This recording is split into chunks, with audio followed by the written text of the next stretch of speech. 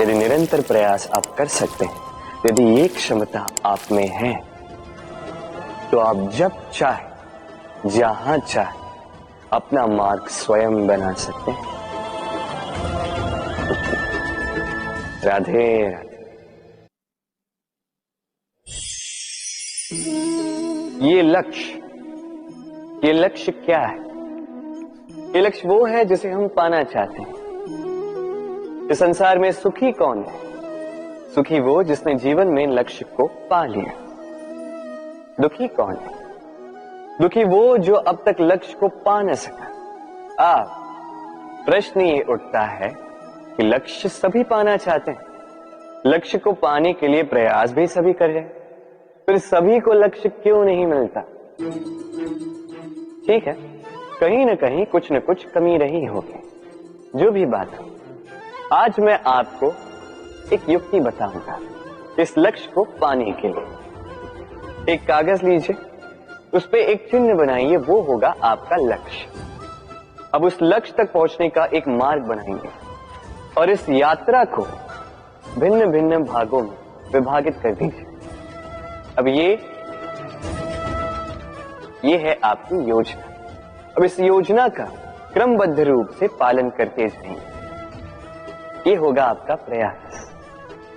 और यदि इस प्रकार से आप प्रयास करोगे तो आपकी जो भी कल्पना होगी वास्तविकता बन ही जाएगी। तो बनाइए ना इस कल्पना को वास्तविकता।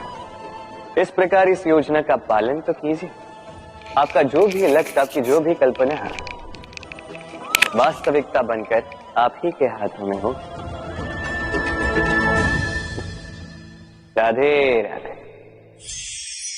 हर एक व्यक्ति किसी न किसी रूप में ईश्वर को मानता ही है।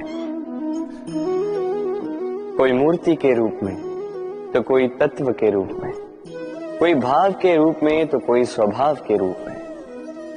कोई स्वयं में परमात्मा खोजता है, तो कोई किसी और में। किसी के लिए ज्ञान परमात्मा होता है। हर एक व्यक्ति को उसका ईश्वर किसी न किसी रूप में मिल ही जाता है।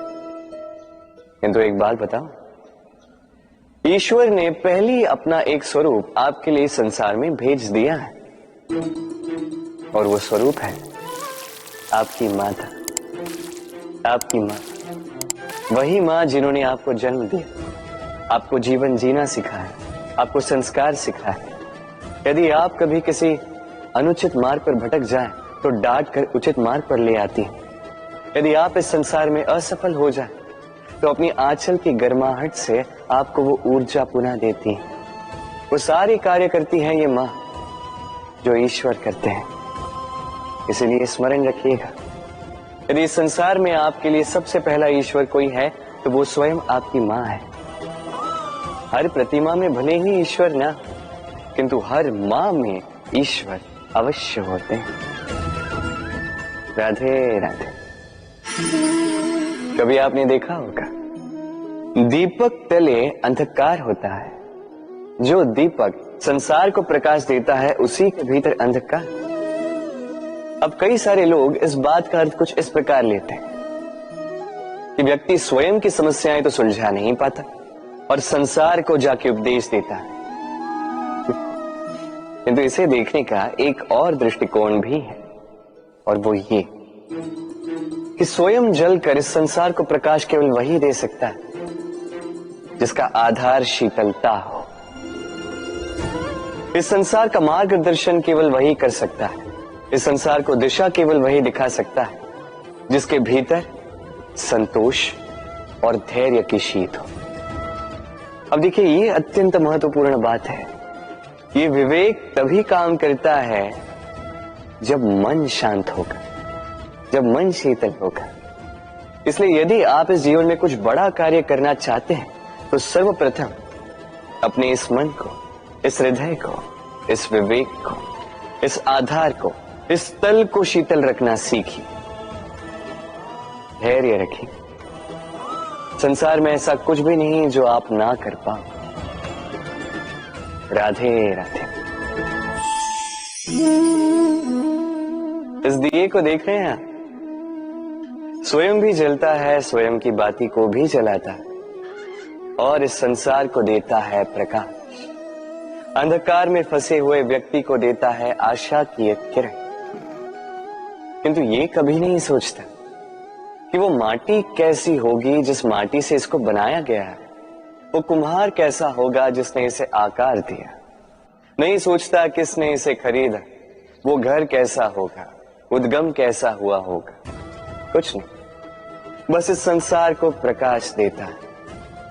और कदाचित इसीलिए दिए को इतना आदर दिया जाता है। ये अपना या किसी और का घर देखकर जलता नहीं, ये जलता है केवल अंधकार से लड़ने के लिए। तो आप भी अपना व्यवहार इस दिए की भांति बना लीजिए, अपनी ये पहचान बिसरा कर निस्वार्थ कर्म कीजिए और अपनी एक नई, एक बड़ी, एक अद्भुत पहचान बनाइए। राधे राधे। उपहार का कोई मोल नहीं होता, किंतु उपहार देने का उसका हृदय, उसके हृदय की शुद्धता, उसके हृदय में जो प्रेम, वही सदैव प्रमुख होता है।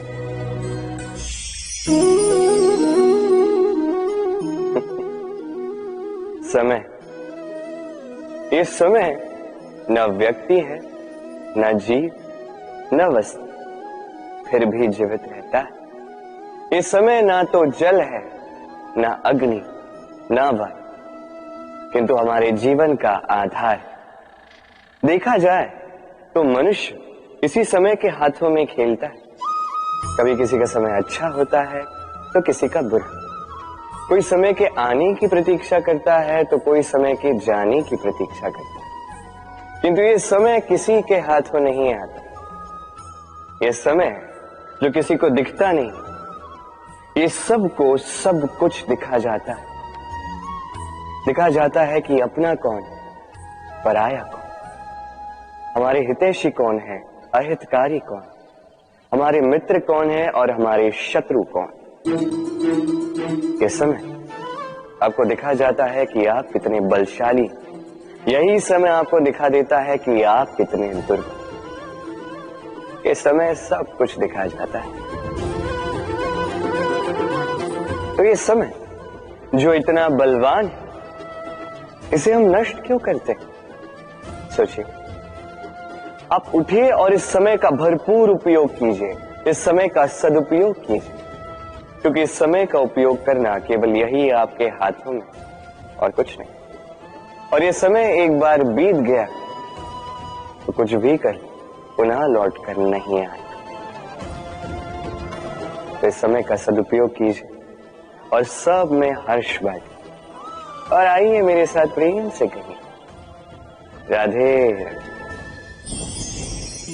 ये कमल का पुष्प देख रहे हैं, इसे अभ्यास होता है जल स्तर से ऊपर रहने का।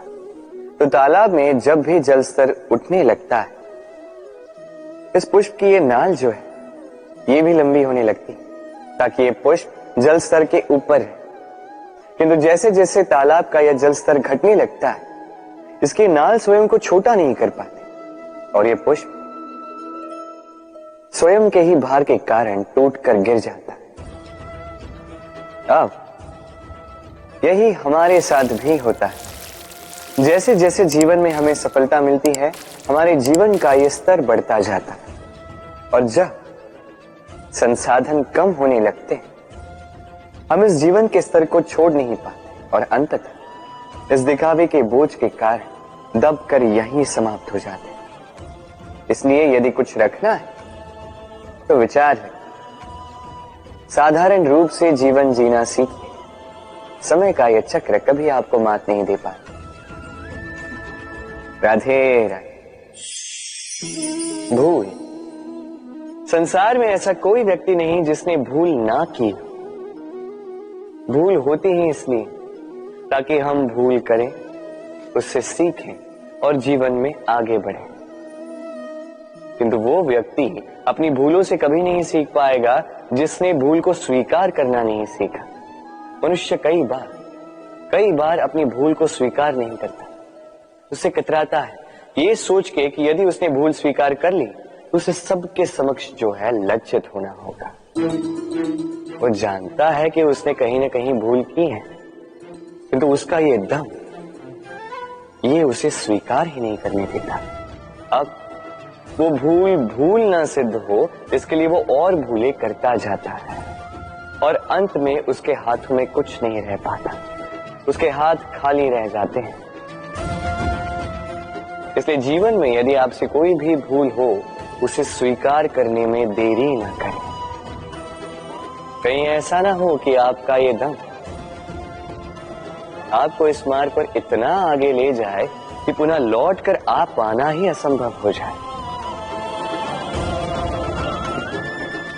राधे राधे। संबंध, ये संबंध चाहे मित्रता का हो चाहे हो प्रेम, इसका आधार है हृदय।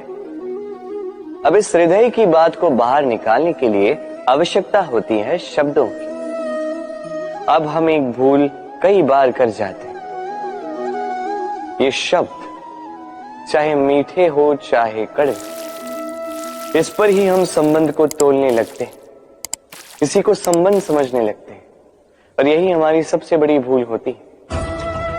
स्मरण रखिए, ये संबंध केवल और केवल हृदय से निभाए जाने चाहिए।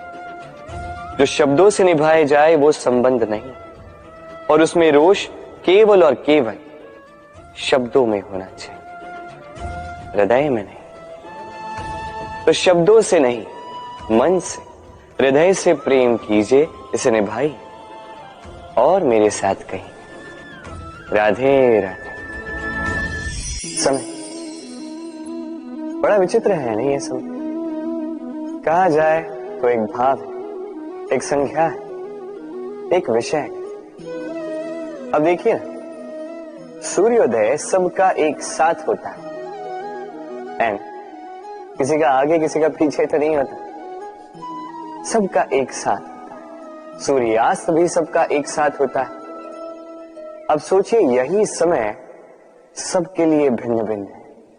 किसी के लिए यही समय अच्छा है तो किसी के लिए यही समय बुरा है। अभी इसी क्षण किसी के मुख पर सफलता का तेज है तो किसी के मुख पर असफलता की निराशा है। भला ऐसा क्यों? क्यों यह समय किसी के लिए श्रेष्ठ है, क्यों यह समय किसी को निराश करना?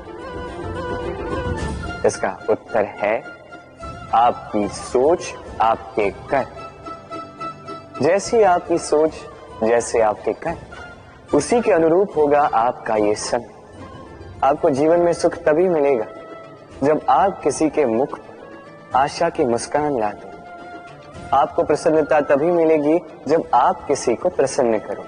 हाँ, हर बार आपके वश में नहीं कि आप सबको प्रसन्नता दे पाओ, किंतु आपके वश में ये तो है कि आप किसी को दुख ना पहुंचाओ, किसी को निराश ना करो। और किसी को दुख ना पहुंचाने का ये प्रयास भी आपका कर्म ही तो है, और इस शुभ कर्म का फल आपको प्रकृति अवश्य दे। स्मरण रखिए, अच्छा समय उसी का आता है जो कभी किसी का बुरा समय ना चाहे। राधे। जीवन में हम सभी, मेरा अर्थ है हम सभी, केवल ऊपर उठना चाहते हैं। ऐसा कोई नहीं है जो नीचे गिरना चाहे, किंतु आपको वास्तविक सत्य से अवगत कराऊं तो नीचे गिरना अति आवश्यक है। जब आप नीचे गिरते हैं, सर्वप्रथम आपको ज्ञात होता है कि जब आप ऊंचाई पर थे, वो स्थान, वो समय, उसका महत्व क्या था। उससे भी बड़ी सीख, जब आप नीचे गिरते हैं तभी आपको ज्ञात होता है कि आपके अपने कौन हैं, आपके पराये कौन, आपके हितैषी कौन हैं, और वो कौन है जो आपसे ईर्ष्या करते हैं, आपसे घृणा करते हैं। देखिए, जब आप गिरते हैं उस समय जिन्होंने आपके लिए हाथ बढ़ाया आपको उठाने के लिए, वो आपके अपने हैं। और जब आप गिरते हैं, ध्यान से देखिए, शांति से, जो आपको देकर हंसे वो आपके पराये। और ये अपनों और परायों के बीच का अंतर आपको तभी ज्ञात होगा जब आप गिरते हैं, तब नहीं जब आप उठते हैं। इसलिए गिरने से कभी भयभीत मत होइएगा, ये आपको जीवन की बड़ी से बड़ी सीख दे जाता है। राधे राधे। इस संसार को आप कैसे जानते हैं, कैसे समझ पाते हैं? अब आपका उत्तर बड़ा सरल सा होगा, इस संसार को स्वयं देखकर, और बिल्कुल उचित है।